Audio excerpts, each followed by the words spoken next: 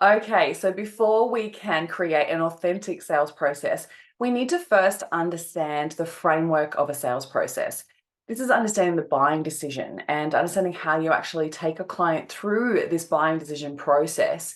And this can be across all forms, from a sales page, a content piece, a sales call, like all parts of it. And I think that when we go through this, you'll start to understand, okay, I can understand now why someone hasn't necessarily converted. And I think it's actually understanding the brain process. So actually understanding like psychologically what we go through and how we're basically guiding a client through to say yes or no in different stages. So it's like permission-based selling rather than going, okay, I'm just going to push my stuff onto you. And that's where it becomes salesy or sleazy. It's because we've missed pieces of the sales process and we are going straight to presenting our offer. We're going straight to here, buy my stuff, right? Instead of actually inviting them in, guiding them, making sure and qualifying them, making sure that they are the right fit and you're the right fit for them and vice versa.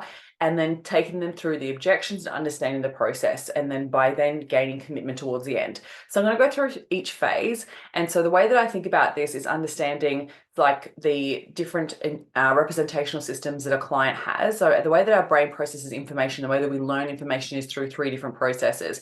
Well, there's actually four, but the fourth one isn't as common. So we have our visual people, so we need to see certain things. And then we have our auditory people that need to hear it. And then we have our kinesthetic people that need to do something before they learn it. And then we have our auditory digital, right? So they're actually understanding the core process of the step-by-step system and understanding auditory at the same time as the digital process. And so what we want to do is actually encompass all of those in our process. So whether we're doing this across a sales page, a sales call, whatever it might be, it's understanding the process. And so once you understand it, I think it makes it much easier for you to go, oh, okay, now I get it. Okay. Because you actually go through this process when you decide what to buy. And sometimes we do it subconsciously, and sometimes we actually do it over time. And everyone has a different criteria in order when it comes to buying based on their own unique values, based on what's important to them, how they've bought in the past, and their own strategy in the way that they buy things. And I feel like when you understand this process, it actually encompasses all of them. I don't need to go into all of that today, but it's understanding the actual core process. And then you can take all the pre-work that you've done and put it into the different stages to make it easier for you to actually convert. Okay. So first step, let's dive straight into this process. So the first step in any sales process is building rapport. Okay, building a rapport is building a connection. So this is in the phase where we need to actually build like and trust, and we want to actually make that connection between that person. Now, if this was to be done on a sales call, this can be done in things like matching and mirroring. It could be through their body language. It could be through the way that they're breathing. It could be through their tone of voice. It could be the tempo of their voice. So if it's on a sales call, other times when it's on a sales page, it's through imagery, right? Or it's through a feel that you create on a sales page. They want to feel like they belong. And so we want to build rapport, and we can use it in the language that we use as well. So it could be like you getting clear on how they feel, and then they go, oh yes, this is definitely me. So you'll see this on a sales page where it's like, you may be feeling like this, or if you've experienced this, you're in the right place, right? Like that type of language is actually building rapport with someone for them to go, oh, okay, yes, I feel exactly like this. This is my place. This is where I should be. And then they're much more comfortable and more receptive to the rest of the sales process. It's a huge component. And I think that a lot of people miss this and they jump straight into it. To give you an example, I remember getting on a sales call with someone else who I was actually looking at buying a service, and I got on a sales call with someone and she went straight into presenting her offer. Was like, this is how I work. This is the problems that I solve. This is the experience that I've just had in the lead up to this sales call. And it was all about her. And then she went straight into presenting. And I felt like, am I even on this call? Like, what was the whole point of me being on this call? Like, do you even care about what I want or need or think? And it was so interesting because she literally skipped the first four steps of the process. So that's where it feels pushy. That's where it feels sleazy. That's where it feels like they don't really care about you, right? It's because you've actually missed the first four components. And so the first most important is building rapport. How do you build rapport with someone? And so as easy on a sales call, it could be as simple as, what have you been up to this morning, right? Find out a little bit more about them to actually build rapport and connect with them, right? It could be just literally showing empathy for what they're going through at the moment. It could be realizing or showing that, oh, I've experienced that before as well. Like, or it could be using the same words back to them, repeating the words back to them in a much more casual way. but it makes them feel like, yeah, okay, I'm safe here. I'm okay here. I can connect with this person, right? These are my people. So we want to focus on actually building rapport. So we're basically finding common ground and building a bit of a connection, okay? So it's important that you don't forget the niceties, and it's important that you actually build that rapport first before you dive into the next piece of the step. Now, the next piece is setting up the process, right? So there needs to be an expectation that at some point you're going to create an offer. And if there's permission right from the beginning, it's much easier and it feels less icky to be like, okay, this is what I can offer you. So if we set it up right from the beginning, it's much easier. So on a sales call, it might sound like, okay, so this is how I like to run my calls. Is it okay if I run this past you? We're going to go through this. I'm going to ask you some really great questions. We're going to talk about your business vision and your future, and we're going to talk about what might be holding you back. And then at some point, if I feel like my coaching is going to be a good fit for you, then we'll talk about those options towards the end. Is that okay? And they're going to be like, yeah, absolutely. Okay. And then this can be done through your content as well. You could talk about the fact that you're going to share lots of value and give lots of tips and give lots of free value away that's going to help support them to grow their business or whatever the solution is that you offer. And you will also give opportunities for them to work with you, to dive deeper into, to get more support, to handhold, to get the actual results that you're looking for, because there's only so much that you can do without that interaction, right? Without that extra next step. So I think that sometimes that we forget that because it's like, well, it's a social platform. I don't really want to feel like I'm selling here. But if you're not setting it up from the beginning, then people don't know that it's actually an option to work with you. And I see this a lot where people are adding so much value, but they never actually create a call to action. They never actually sell. And people feel like, well, okay, I'll go get the solution that I need somewhere else because you don't obviously offer it, right? Even though you do. And people think that it must be just, well, it's, of course they know that I sell here. I'm a business on here, but they don't unless you create that opportunity. So set it up so that it feels much more comfortable. When it gets to the point where you're going to offer, they're expecting it and they know that that's part of the process here. Okay. Then we dive into the two most important pieces of the process. And sometimes these two components get missed completely. And this is where it ends up then feeling salesy and pushy. The first piece is discovery. You need to take the time to uncover, not only just for you, but for them to uncover how the problem is showing up for them in their business or in their life or whatever it might be that you offer. How is it a problem and how is that showing up for you? This is where you ask questions, and this is where you do the least amount of talking and they do the most amount of talking.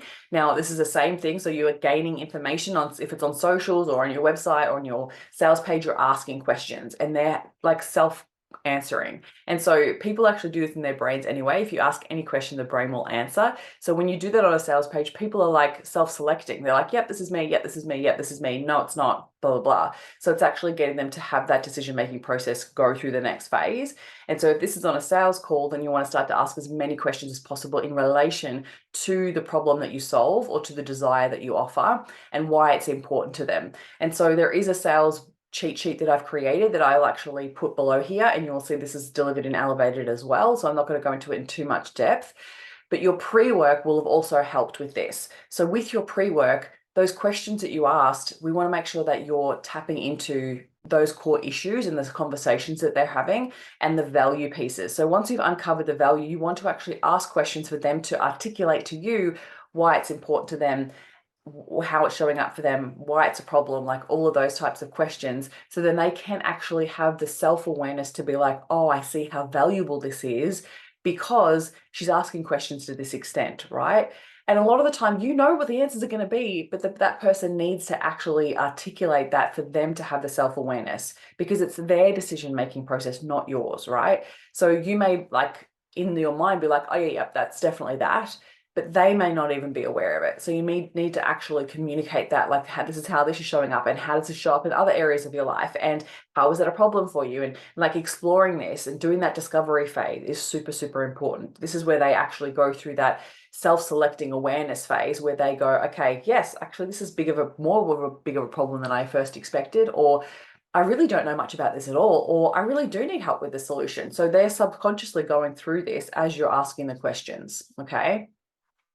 The next phase is creating buy-in. Now, this is where we get a little bit more specific with more guided questions, which are actually going to help them really determine whether your solution or desire is actually the best fit for them, right? And so you're asking a little bit more leading questions, okay?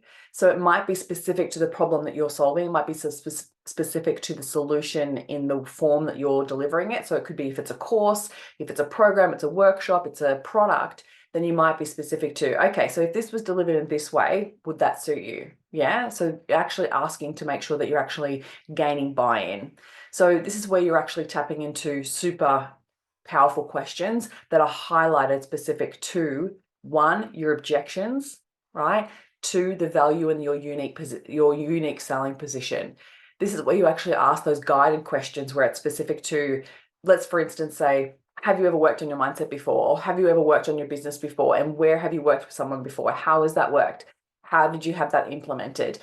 What didn't work for you? So you're starting to get a little super clear. So when you get to the point where you actually present the offer, then it's much clearer. You have the information, you'd be like, okay, so this is how I'm different, or this is actually how the product or solution is different based on what you've experienced before. This is how it's perfect for you because you mentioned this. So it's actually getting a little bit more specific. Now, in this process, you may discover that they're not the right fit, or that your solution is not the right fit to what it is that they're actually needing or wanting.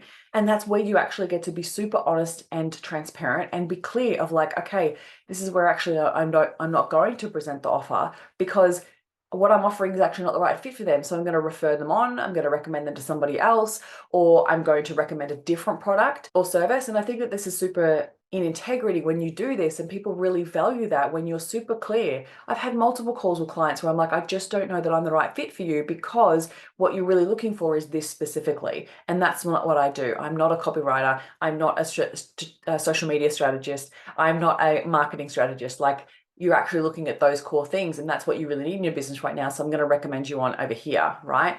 When you're holding yourself back and when you feel like you're blocking your own income, when you feel like you're sabotaging your success, that's where I come into play, right? So this is why I wanted you to get super clear on your offer, so then you know whether the person is the right fit or the wrong fit.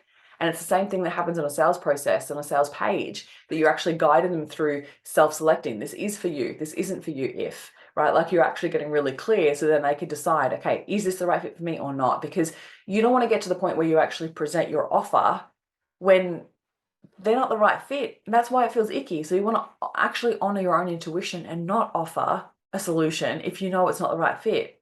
So if you skip the buy-in section, what can happen is that you get to the point where you're overcoming objections or you're presenting your offer where it doesn't feel right. And you've got to trust those feelings. And that's where I suggest that you go back to asking a few more buy-in questions, because that's when they actually unpack the value. Because if they don't understand the impact that their problem is having in their life or their business right now, they're not going to see the value in investing in it. Does that make sense? So you want to make sure that you've got those questions super clear. Now, we can work on this specifically in a coaching call. So please, if you're unclear with this or this doesn't make sense to you, it's totally okay. Sales is a huge part, and I think it can be very confusing. So it's totally okay. Ask me the question. We can specifically work on your business. Okay. Okay. So then what we want to do is actually ask a couple of questions related to the main objections that you see majority of your ideal clients have. So you want to bring it up. You want to bring it up early before you present your offer, because if they have an objection straight up that you know that actually presenting your offer is the wrong fit, then you stop now, right? So you don't go into presenting your offer. That's when it becomes salesy and pushy, because you're pushing it on someone that doesn't need it or doesn't want it. So by asking a question, like, it might be like, okay, so when would be the right time to work on this? Or you like, and through the call or through the process, they may have already actually brought an objection to you already of like, they might not have much time, they might be super busy. Maybe they have tried things in the past and they haven't worked. Maybe they have, a really low budget right now, like all of those things. So you want to address it now rather than present first and then it becomes an objection. That's where it feels like rejection, right? So you actually want to ask that question. So you mentioned that you're really time poor right now. The solution that I offer is something like this, and this is how much time it's going to invest. Will you have time to fit that into your schedule right now? And if the answer is no, then you can actually put them off for a little bit. So you can go, great, come back to me when you're ready to dive into this. So when do you think things will ease up for you? And we can look at working on this in a month or two time, right? And then you re-present the offer later down the track rather than now. If it is regards to money, so you understand that investing in something like this will cost some money.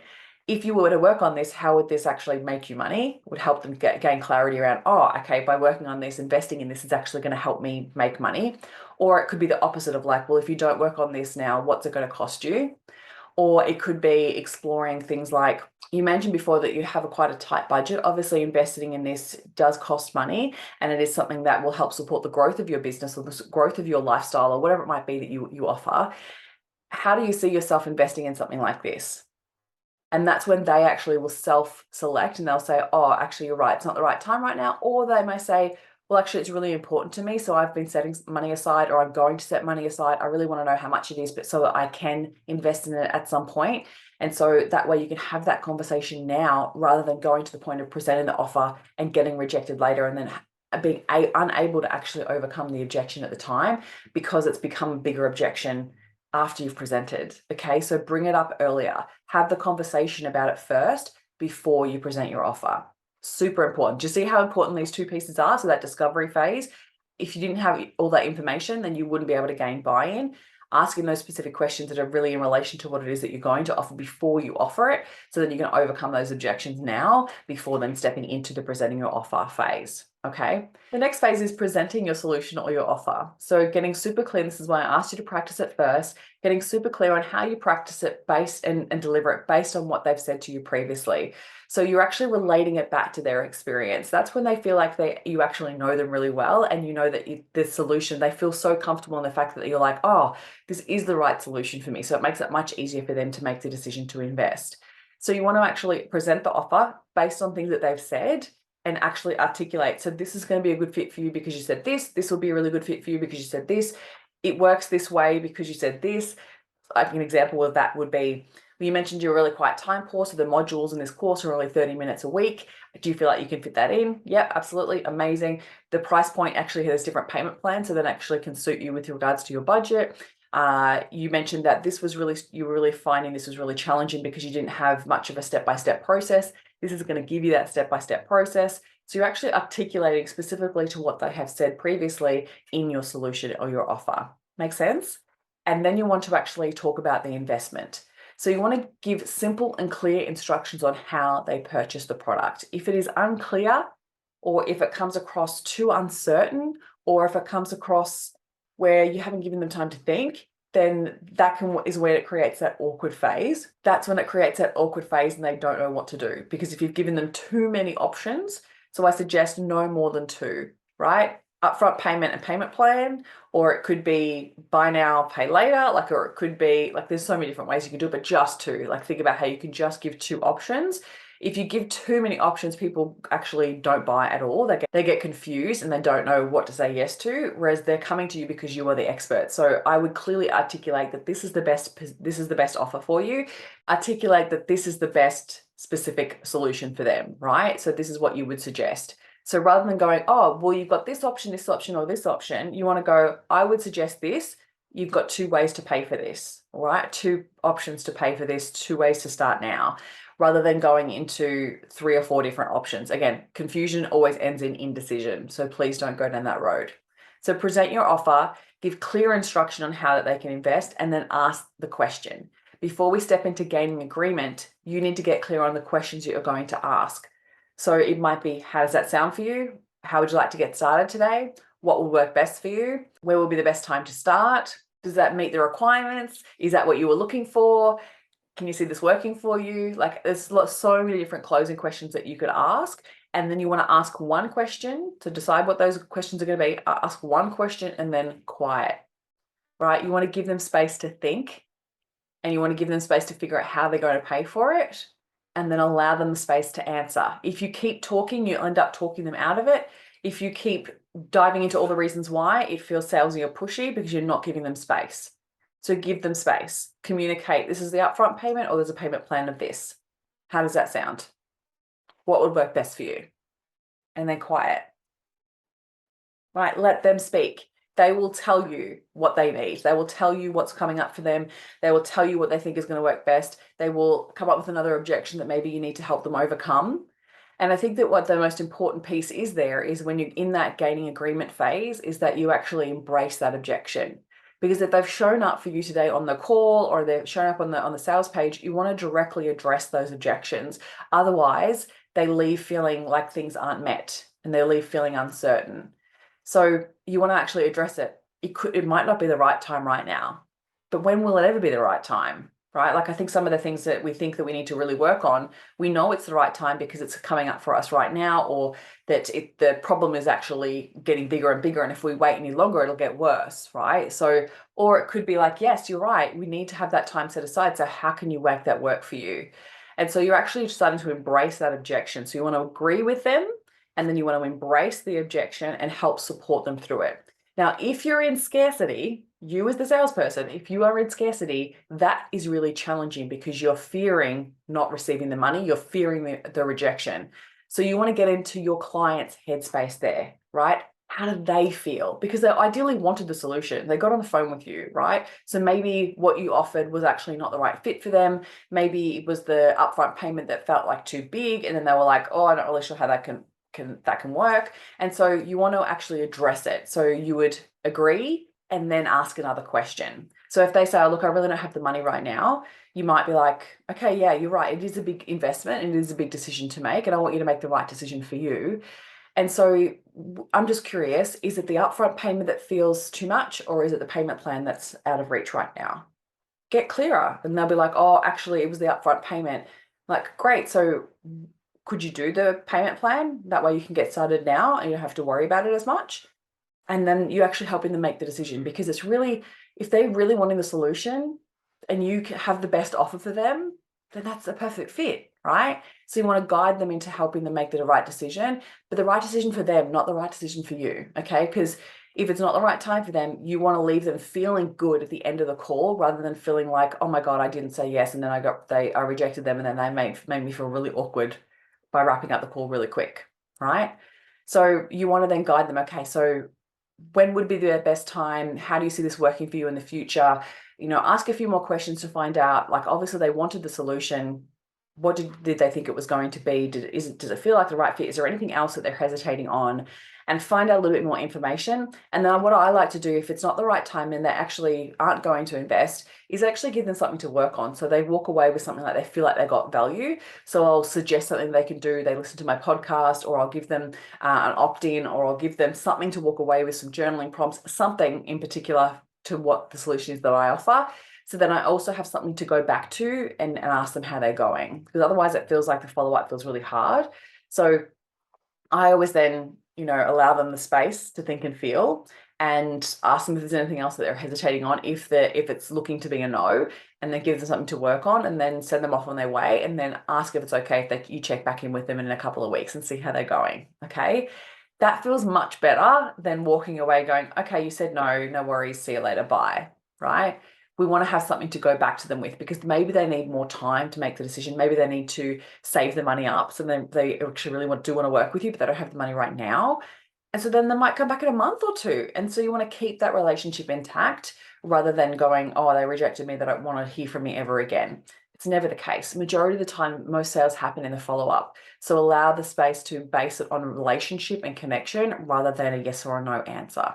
Okay. And the last little piece is the fun piece. So if they have said yes, then you want to confirm their next steps. So have a breakdown of like what's going to happen from here. So what can they expect? Are they going to receive an email from you? Are they going to receive access to the course? Like, what do they do now? So if they're saying yes, we want to celebrate them. We want to welcome them. We want to confirm that they made the right decision.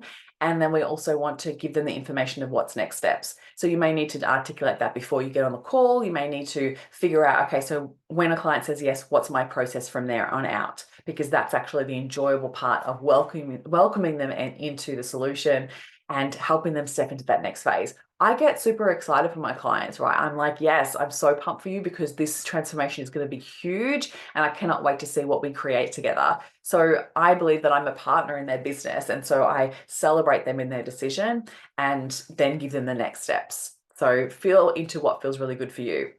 So now that you know the process, what we want to do is actually look at all your pre-work, put that into the steps of where it needs to be in the process, and then practicing it. And then we step into building confidence in sales. So I'm going to leave you here. And then once you've actually put all of that into the process and map it all out, the workbook is below, then you want to actually go into the practicing and building confidence. And that's when you'll step into the next video.